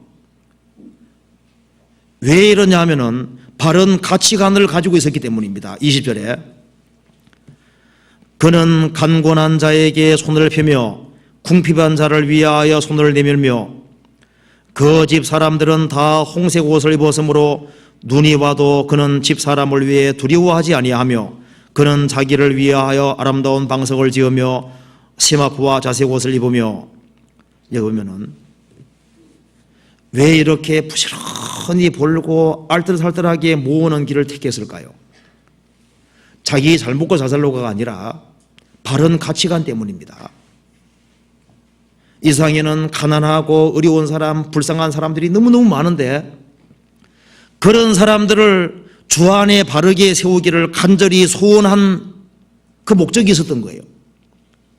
그리고 그 다음에는 자기 집 사람들을 생각하고 세 번째로 그는 자기를 위하여, 그래서 불쌍한 사람들, 그 다음에 자기 가족 식구들, 그 다음에 자기였습니다. 이런 가치관을 가지고 있었습니다. 그리고 25절에 능력과 존귀로 옷을 삼으며 후의를 삼고 후의를 웃으며, 그러면서 왜 이렇게 했냐 하면은 그 뒤에 나와 있죠. 30절에 고운 것도 거짓되고 아름다운 것도 되나 오직 여호와를 경외하는 자는 칭찬을 받을 것이라. 여기서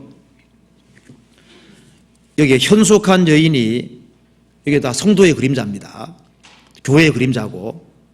그럼 현숙한 여인이 왜 남편에게 선을 행하고 왜 부지런히 일을 하고 알뜰살뜰하게 모았을까요? 전부 다 바탕은 여호와를 경외했기 때문에, 하나님을 경외했기 때문에 남편을 존중했고, 하나님을 경외했기 때문에 부지런히 벌고 알뜰살뜰하게 모았고, 그리고 하나님을 경외했기 때문에 불쌍한 사람들이 보인 겁니다. 불쌍한 사람들을 세우기를 원했습니다. 그리고 현재 고생하고 후일을 우선 이어도 여호와를 경외했기 때문입니다. 그러니까 이 현숙한 여인의 삶의 원동력과 바탕은 하나님께 잘 보이기 원했고 하나님을 경외하는 마음이 있었기 때문에 그렇게 했던 겁니다. 우리 구원받고 난 이후에 우리도 참으로 좋은 나무가 됐다면은 바른 가치관과 바른 정신 가지고 있고 정말 하나님을 경외하고 섬긴다면은 어떻게 하든 간에 우리 쪽으로는 적게 서고 많이 벌고 전략해가지고 어떻게 하든 간에 지금 불쌍한 사람들이 너무 많잖아요. 지옥 가는 영혼들이 너무나도 많은데 그 영혼들을 위해서 우리가 할 일이 확실하게 있는 겁니다. 이 현숙한 여인은 하나님을 경외했고 그 다음에는 사람을 존중한 사람입니다. 그러니까 좋은 나무의 아주 기본적인 마음 자세를 보여주고 있습니다. 성경 찾아봅시다. 다시 사사기 5장 보시겠습니다.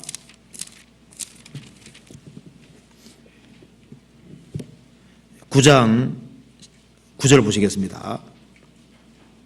그래서 하나님 우선주의, 그리고 그 다음에 이웃이 두 번째였죠. 그래서 자기는 손해보더라도 그 이웃이 잘 되기를 정말 바랐던 이제 그런 모습을 볼 수 있습니다. 9절에 감람나무가 그들에게 이르되 나의 기름은 하나님과 사람을 영화롭게 하나니, 하나님과 사람을 영화롭게 한다고 했습니다.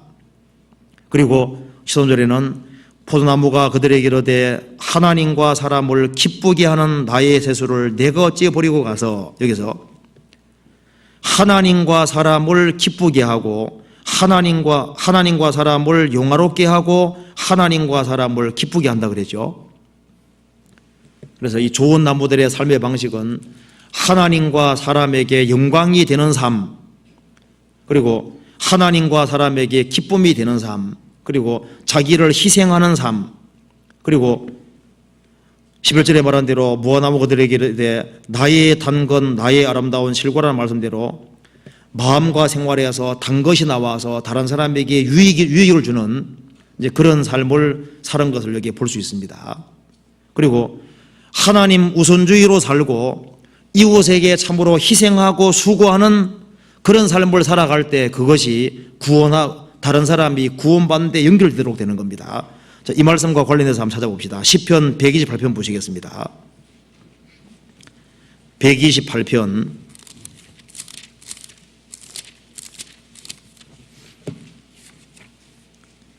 1절에서부터 6절까지 6절까지 같이 한번 읽어보겠습니다. 여호와를 경외하며 그 도에 행하는 자마다 복이 있도다. 내가 내 손이 수고한 대로 먹을 것이라. 내가 복되고 형통하리로다. 내 집 내실에 있는 내 아내는 결실한 포도나무 같으며 내 상에 둘린 자식은 어린 감람나무 같으리로다. 여호와를 경외하는 자는 이같이 복을 얻으리로다. 여호와께서 시온에서 내게 복을 주실지어다. 너는 평생에 예루살렘의 복을 보며 내 자식의 자식을 볼지어다. 이스라엘에게 평강이 있을지로다. 이 말씀에서 여호와를 경외하며 그 도에 행하는 자마다 누구든지 복이 있도다. 하나님을 경외하고 하나님 말씀을 행하는 사람은 누구든지 복이 있도다. 어떤 복인지 봅시다. 내가 내 손이 수고한 대로 먹을 것이라. 내가 복되고 형통하리로다. 행한 대로 수고한 대로 주님께서 이 세상에서 살게 해주실 것이고 3절에 내 집 내 실에 있는 내 안에는 결실한 포도나무 같으며 남편이든 아내든 포도나무는 좋은 나무입니다. 구원을 받게 될 것이고 그리고 포도나무는 기쁨 가리키는 거죠. 너에게 기쁨을 가져다 주게 될 것이다. 그리고 내 상에 둘린 자식은 어린 감람나무 같으리로다. 감나무는 좋은 나무입니다. 그 자녀들이 구원받을 뿐 아니라 하나님과 사람에게 영광 돌리는 감나무 말씀대로 자기 자식이 구원을 받고 하나님과 사람에게 영광 돌리는 사람이 된다면 그것만큼 큰 축복은 없는 거예요. 너와 내 집이 구원받고 그리고 자녀가 구원받고 자녀가 하나님과 사람에게 기쁨을 주고 하나님과 사람에게 영광을 돌리는 그런 사람이 된다면 그것만큼 좋은 복이 어디 있겠습니까? 4절에 여호와를 경외하는 자는 이같이 복을 얻으리로다. 여호와께서 시온에서 내게 복을 주실지어다. 시온에서 주는 복은 신령한 복입니다. 직접 하나님께로 오는 신령한 복을 주실지어다. 너는 평생에 예루살렘의 복을 보며 내 자식의 자식을 볼지어다. 이스라엘에게 평강이 있을지로다. 그러니까 장수하게 될 것이고 하나님께서 여러 가지로 도와줄 것을 말씀했습니다. 그래서 자기 위치를 잘 지키고 그리고 하나님과 이웃을 위해서 바르게 행할 때 이런 좋은 결실이 있을 것을 분명히 말했습니다. 사사기를 다시 한번 보시겠습니다. 그리고 여기에 좋은 나무의 또 한 가지 특징 봅시다. 사사기 9장에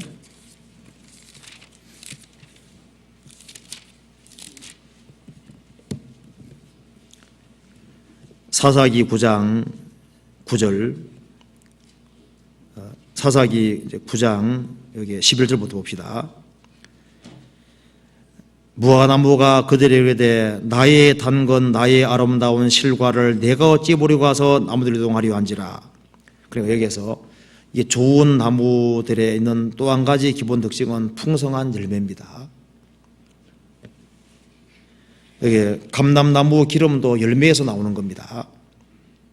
그리고 무화과나무도 열매가 있고 포도나무도 열매에서 새술이 나오는 거잖아요. 좋은 나무들은 하나같이 좋은 열매가 있습니다. 그래서 자기 위치를 잘 지키고 하나님 우선주의로 살고 이웃에게 희생과 수고하는 삶을 살 때 하나님께서 풍성한 결실로 갚아주시는 겁니다. 그래서 좋은 나무는 하나같이 다 좋은 열매라는 게 있었습니다. 시편 1편 보시겠습니다.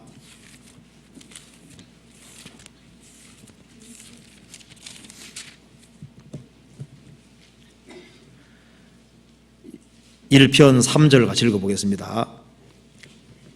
저는 시냇가에 심은 나무가 시절을 쫓아 과실을 맺으며 그 잎사귀가 마르지 아니함 같으니 그 행사가 다 형통하리로다. 의인은 시냇가에 있는 나무가 아니라 시냇가에 심은 나무가 시냇가에 심겨진 나무니까 다른 데 있다가 시냇가에 옮겨 심어진 겁니다. 시냇가에 심겨진 나무가 심겨졌고 시절을 쫓아 과실을 맺으며 그 잎사귀가 마르지 않음 같으니 그 행사가 다 형통하리로다. 그래서 이 좋은 나무들이 열매가 있었던 것처럼 한 사람이 구원받아 좋은 나무가 되면 그 사람에게는 내적인 열매와 외적인 열매가 맺히도록 됩니다. 그래서 오직 성령의 열매는 사랑과 희락과 화평과 이 세 가지가 하나님과 관련해서라고 먼저 말할 수 있습니다. 그래서 구원을 받으면은 성령의 9가지 열매가 기본적으로 이루어지는데 구원을 확실히 받으면은 사랑과 희락 화평 말씀대로 하나님을 사랑하는 것이 자연스러운 거예요. 모든 것보다 하나님을 사랑하고 그리고 하나님 안에 사는 것을 즐거워하도록 되잖아요. 그전에는 하나님을 피했는데 구원받고 나면 하나님 안에 사는 것을 즐거워합니다. 그리고 하나님과 화평 관계 속에 있습니다. 그리고 이웃을 향해서는 오래 참음과 자비와 양성과 주님이 내게 대해서 오래 참으셨기 때문에 이웃에 대해서 오래 참는 마음이 자연스럽게 생기고, 그리고 이웃에게 자비를 행하고 선을 행하는 것이 자연스럽게 되도록 됩니다. 자기와 관련해서는 충성과 온유와 절제니, 하나님을 향해서 바른 마음을 가지고 살아가는, 믿음을 가지고 살아가는 게 충성된 마음, 믿음 가지고 살아가는 것이 충성, 그리고 자기의 위치를 묵묵히 지키는 온유, 그리고 주의 영광을 위해서 자기를 언어와 행실을 통제하는 절제, 이것이 구원받을 때 기본적으로 이루어지는 것이고, 구원받고 난 다음에 그게 확장되어 가는 거잖아요. 그래서 구원받으면은 내적인 열매가 생기고, 그 결과로 다른 사람들이 구원받는 외적인 열매가 또 생기는 겁니다. 그래서 시절을 쫓아 과실을 맺으며, 시절을 쫓아 과실을 맺으며 그 잎사귀가 마르지 아니함 같으니 그 행사가 다 형통하리로다. 잎사귀 마르지 않는 나무는 상독수입니다. 구원받은 사람은 활엽수가 아니라 상독수잖아요, 상독수. 그래서 항상 추운 겨울에도 항상 푸르른, 그처럼 어떤 환난과 역경 앞에서도 아주 항상 담대한 마음으로 살아가는 이제 그런 모습을 여기에 묘사하고 있습니다. 좋은 나무는 열매라는 것이 있는데, 이것은 구원받은 사람 속에 누구든지 정상적인 신앙생활을 할 때 생기는 그 결과들입니다. 예레미야 17장 보시겠습니다. 17장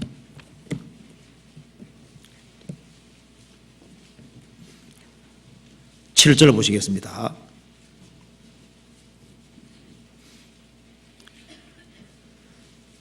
그러나 물은 여호와를 의지하며 여호와를 의리하는 그 사람은 복을 받을 것이라. 그는 물가에 심기운 나무가 그 뿌리를 강변에 뻗치고 더위가 올지라도 두려워 아니하며 그 잎이 청청하며 가무는 해에도 걱정이 없고 결실이 그치지 아니함 같으니라. 여호와를 의리하고 살아가는 사람은 물가에 심기운 나무가 뿌리를 강변에 뻗치고 있으니까, 뻗치고 있는 나무와 똑같으니까 더위가 올지라도, 조그만 어려움이죠. 그리고 가무는 해에도 강은 잘 안 마르니까 가무는 해에도 걱정이 없고 결실이 그치지 않은 것 같으니라. 사도 바울은 감옥에 들어갔지만 거기에서도 많은 사람들이 구원받는 전도 열매가 또 있었습니다. 어떤 상황에 처할지라도 주님과 마음이 결탁이 되어 있는 사람, 주님을 의지하는 사람은 주님께서 말씀하신 대로 결실이 그치는 것 같으리라. 그리고 노년기에도 결실이 있습니다. 시편 92편 보시겠습니다.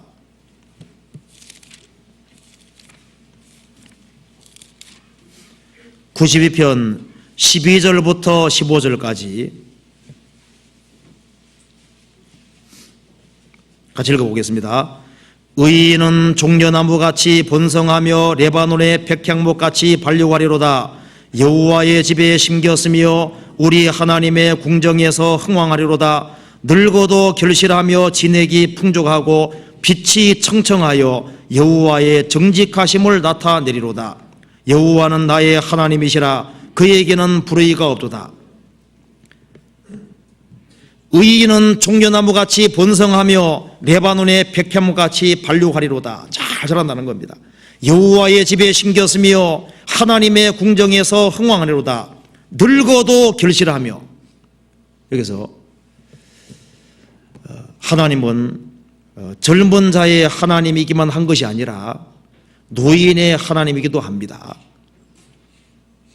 그래서 여기 늙어도 결실하며 진액이 풍족하고 빛이 청청하여, 늙어도 결실하며, 하나님은 변하는 분이 아닙니다. 하나님은 과거에도 현재도 미래도 영원히 변하는 분이 아닙니다. 그래서 우리를 죽을 때까지 인도하시고 우리가 늙을 때에도 주님이 안고 가신다고 이사야 선지자가 말씀하시죠. 그래서 구원을 받은 사람, 좋은 나무가 된 사람은 그 사람 나이와 관계없이 주님께서 열매라는 걸 주시는 거예요. 그래서 늙어도 결실하며 진액이 풍족하고 빛이 청청하여 여호와의 정직하심을 나타내리로다. 그래서 좋은 나무는 어떤 상황에서도 풍성한 열매를 주시고 결실을 주시는 겁니다. 사사기 9장 다시 보시겠습니다. 그래서 여기에 9장 말씀 속에 이 좋은 나무의 삶의 방식이 있고 그에 따른 결과가 이게 나와 있습니다. 그리고 나쁜 나무의 삶의 방식을 봅시다. 14절입니다. 이에 모든 나무가 가시나무에게 이르되 너는 와서 우리 왕이 되라 하며 가시나무가 나무들에게 이르되 너희가 참으로 내게 기름을 부어 너희 왕을 삼겠거든 와서 내 그늘에 피하라. 그리하지 아니하면 불이 가시나무에서 나와서 레바논의 백향목을 살 것이니라 하였느니라. 여기서 이 가시나무를 보면은 나쁜 나무의 삶의 방식을 볼 수 있습니다. 나쁜 나무는 어떻게 했습니까? 자기 위치를 떠났습니다. 이 가시나무는 모든 좋은 나무들보다 어떻게 됩니까? 훨씬 더 밑에 있어야 되는 거예요. 자기 위치를 떠났습니다. 육신의 욕망을 위해서 미련 없이 자기 위치를 떠나고 양심을 버리고 신령한 것을 버리고 교만의 길을 택했습니다. 그리고 보면은 내 그늘에 피하라. 누구 중심입니까? 오로지 자기 중심입니다. 그리고 하나님을 무시하고 사람을 무시합니다. 기드온의 아들들이 좋은 나무인데 기드온 아들들 70명을 쳐 죽여버렸습니다. 오로지 왕이 되려는 욕심 때문에 그렇게 했습니다. 그리고 이 나쁜 나무에게는 열매가 없고 오직 있는 것은 가시입니다. 다른 사람에게 상처만 남기는 거예요. 누가복음 7장 찾아보시겠습니다.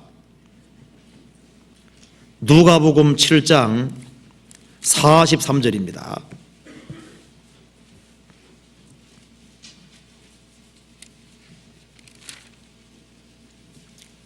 6장 43절 같이 읽어보겠습니다. 못된 열매 맺는 좋은 나무가 없고 좋은 열매 맺는 못된 나무가 없느니라. 그래서 못된 열매 맺는 좋은 나무가 없고 좋은 열매 맺는 못된 나무가 없느니라. 그래서 이 나무는 열매로 알 수 있습니다. 여기에 기드온의 아들 아비멜렉은 이 사람이 자기가 나쁜 나무라는 것 자체를 이게 확실하게 아주 본색을 여기서 완전히 드러냈습니다. 처음부터 나쁜 나무였던 겁니다. 감춰있다가 나중에 드러난 거예요. 그래서 이 기드온의 아들 가운데 아비멜렉은 나쁜 나무로서 이 사람이 하나님을 등지는 길을 택하고 오로지 자기 중심이고 자기 욕망 중심이고 하나님과 사람을 무시하고 그리고 교만의 길을 걸어갔기 때문에 이 사람이 죽을 때 어떻게 죽었냐면 여인이 전쟁할 때 여인이 맷돌을 던졌는데 어떻게 된지 아시죠? 던졌는데 돌에 맞아서 머리가 깨져가지고 결국은 죽은 겁니다.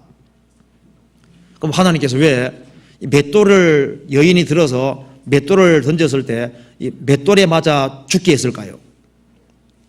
머리가 완전히 깨져 죽었습니다.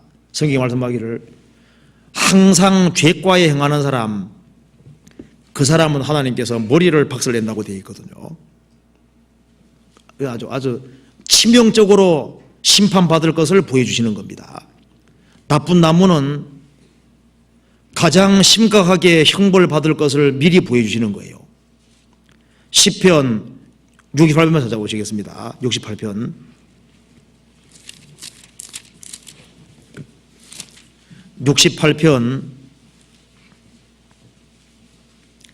21절 같이 읽어보겠습니다. 21절 같이 읽겠습니다. 그 원수의 머리 곧 그 죄과에 항상 행하는 자의 정수리는 하나님이 쳐서 깨치리로다. 예수님이 돌이신데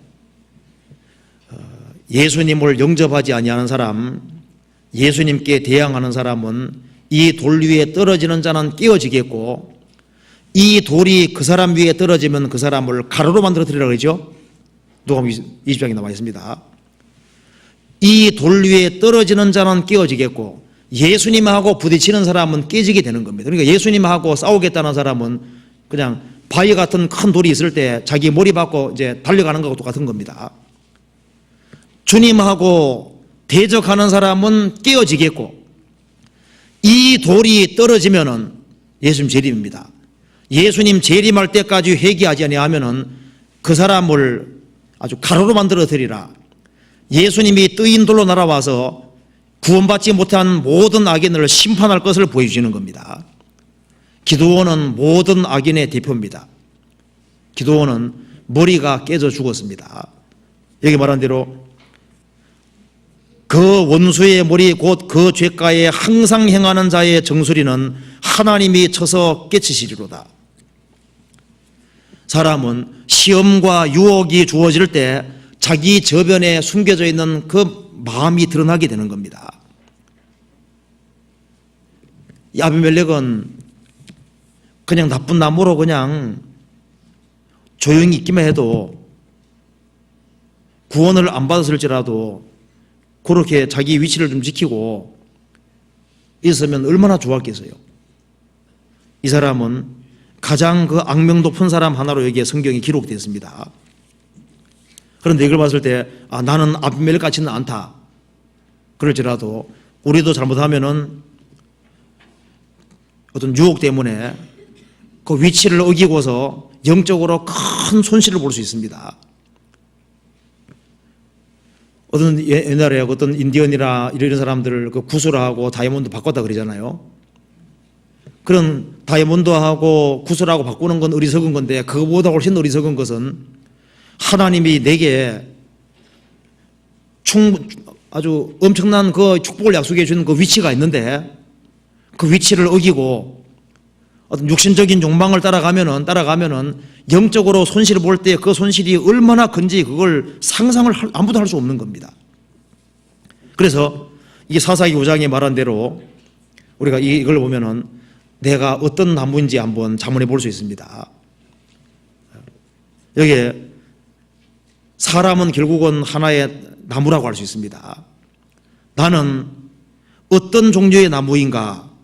나는 하나님 보실 때 참으로 좋은 나무인가 나쁜 나무인가? 그 말은 참으로 구원 받았는가 안 받았는가 이 문제가 참 중요한 질문이잖아요. 그 다음 또 한 가지는 나는 여기에 감람나무, 무화과나무, 포도나무 이런 좋은 나무에 속하느냐 혹은 가시나무에 나쁜 나무에 속하느냐 하나님 볼 때는 두 나무밖에 없기 때문입니다. 그리고 내가 나쁜 나무라면은 하나님의 심판을 받고 내가 가시나무라면은 하나님의 심판을 받고 들어갈 곳은 불밖에 없습니다. 한번 찾아봅시다. 이게 사무엘 하 23장 찾아봅시다. 이런 말씀이 나와 있죠. 23장 6절 7절 같이 읽어보겠습니다. 6절 7절 같이 읽겠습니다. 그러나 사악한 자는 다 내어버리올 가시나무 같으니 이는 손으로 잡을 수 없음이로다. 그것들을 만지는 자는 철과 창자루를 가져야 하리니 그것들이 당장에 불사르리로다. 그러나 사악한 자는 다 내어버릴 가시나무 같으니 당장에 불사를 것이다. 가시나무는 결국은 불살라집니다. 그리고 도끼가 나무뿌리가 놓였는데 좋은 일 맺지 않는 나마다 찍혀 어떻게 한다 그랬습니까? 찍혀 불에 던져드리라. 나쁜 나무는 하나님의 심판을 받고 불에 들어가는 것처럼 모든 나쁜 나무는 영원한 지옥불에 떨어지게 되는 겁니다. 그렇기 때문에 좋은 나무가 된다는 것은 절대적으로 중요한 문제입니다. 또 한 가지는 나는 좋은 나무가 가진 것처럼 내가 생명 있는 사람이라면 바른 인생관을 가지고 있을 겁니다. 내가 지금까지 생을 살아오는 가운데 정말 하나님이 가장 우선이고 내가 희생과 손해보더라도 이웃이 두 번째고 자기는 정말 세 번째인 삶을 살고 있는지 그걸 항상 잠을 필요가 있습니다. 나는 하나님을 정말 존중히 여기고 사는 사람일까? 하나님이 최우선이고 성도가 두 번째고 그 다음에 이웃이 세 번째고 나는 세 번째고 나는 희생과 수고하는 한이 있다 할지라도 다른 사람을 세우는 그런 종류의 사람에 속하는 것인지 그걸 잠을 필요가 있습니다. 그리고 내가 사람과 사물이 있을 때 사람보다가 혹시 사물을 눈에 보이는 어떤 물건이나 눈에 보이는 것을 사람보다 더 존중이 건 아닌지 그것도 한번 이 마음을 저울질 필요가 있습니다. 그리고 내가 현재 바른 위치에 있는가, 내가 있을 곳에 있는가, 그것도 생각할 필요가 있습니다. 엘리야야, 내가 어찌하여 여기 있느냐? 어찌하여 여기 있느냐? 내가 현재 있는 위치가 하나님과 사람에게 영광 돌리고 하나님과 사람을 기쁘게 하는 위치에 있는지 아닌지 그것도 생각해 봐야 되겠습니다. 그리고 나는 참으로 주님의 공급을 받고 어떤 열매를 맺고 있는가? 하나님과 사람을 영화롭게 하고 있는 것일까? 하나님과 사람에게 기쁨을 주고 마음과 생활에서 단 것이 나오는가? 정말 아름다운 것이 나오는가? 그리고 이게 좋은 나무들처럼 겸손의 길을 걷고 있는가? 주님의 뒤를 따라 겸손의 길을 걷고 있는지, 그리고 아니면은 교만의 길을 걷고 있는지, 혹시 나무들 위에 이동하는 것처럼 형제자매 위에서 이렇게 위에 이동하는 그런 것인지 아니면은 성김의 위치에 서는 것인지 이런 것을 우리가 본문 통해서 한번 잠을 필요가 있습니다. 우리는 생명을 사랑하고 좋은 날 보기를 원하는 사람들입니다. 마지막으로 한 구절만 보시겠습니다. 베드로전서 3장입니다. 베드로전서 3장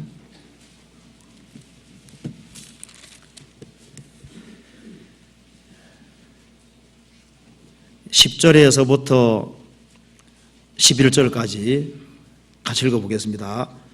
그러므로 생명을 사랑하고 좋은 날 보기를 원하는 자는 혀를 금하여 악한 말을 거치며 그 입술로 괴유를 말하지 말고 악에서 떠나 선을 행하고 화평을 구하여 이를 좇으라.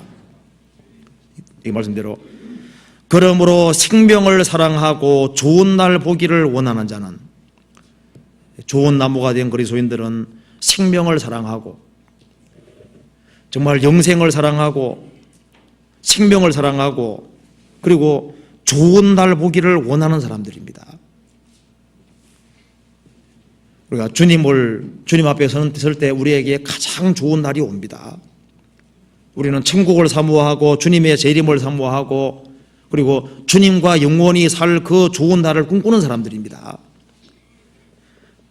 이 세상에 살면서 생명을 사랑하고 좋은 날 보기를 원하는 사람은 정말 주님을 기쁜 마음으로 보기를 원하고 주님께 칭찬받기를 원하고 그리고 영원히 주님과 살기를 참으로 원하는 그런 사람이라면은 혀를 금하여 악한 말을 그치며 입술로 거짓을 말하지 말고 악에서 떠나 선을 행하고 화평을 구하기를 좇으라. 그래서 남이 알아주든 말든 관계하지 말고 우리가 우리 위치를 끝까지 지키고 사람 봤을 때는 초라한 위치라고 할지라도 주님 보실 때는 그리스도인이란 그 사실만큼 위대한 것은 없고 그리스도인으로서 우리가 교회 안에서 자기 위치가 있고 자기 할 일이 있고 자기가 주님을 섬길 수 있는 지극히 작은 일이라도 할 수 있는 위치가 있다는 것이 얼마나 중요하고 소중한 거예요. 우리가 하나님 아들 됐다는 사실은 천사들도 부러워하고 그리고 이 그리스도인들의 신앙생활에 따라서 많은 사람이 살 수도 있고 죽을 수도 있는 이제 그런 위치에 있습니다. 그래서 이제 내일이 설이 되는데요.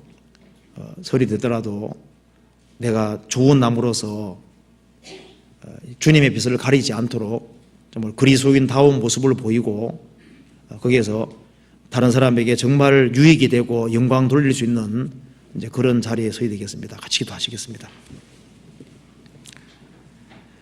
자비로우신 우리 아버지 하나님 감사합니다. 많은 사람 중에서 저희들을 기억해 주시고 보배로운 피로 구속해 주셨습니다. 이 크신 은혜와 사랑을 생각할 때마다 저희들은 감히 주님 앞에 머리를 들 수 없습니다. 자비하신 주님, 저희 마음을 낮추어 주시고 주님 오시는 그날까지 우리의 위치를 잘 지키고 주님을 섬기며 성도를 섬기고 우리의 할 도리를 하는 가운데 주님 배우기를 간절히 원합니다. 우리 나머지 모든 생에 주님의 거룩한 말씀으로 다스려 주시고 주님의 말씀을 굳게 붙잡고 주님과 함께 행할 수 있도록 도와주옵소서. 저희들은 너무나도 어리석고 연약합니다.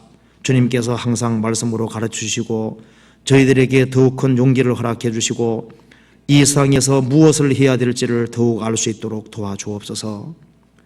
주 예수님 이름 받들어 기도하옵나이다. 아멘. 찬송 하나 부르시겠습니다. 372장 같이 부르시겠습니다.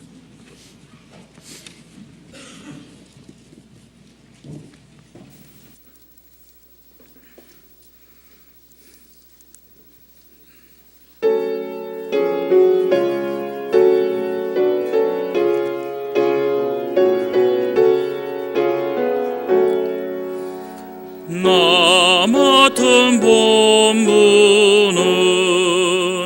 구주를 높이고 문 영원 구원 얻도록 잘 인도함이라.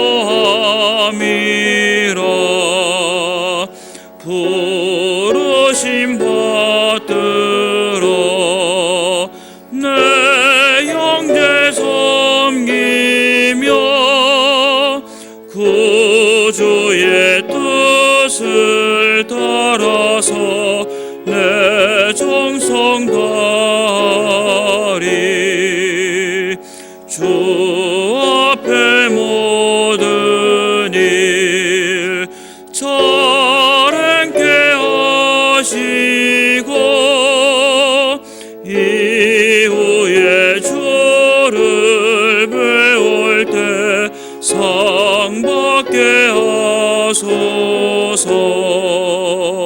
나 항상 깨어서 늘 기도드리며 내 믿음 변치 않도록 날 도와주소서.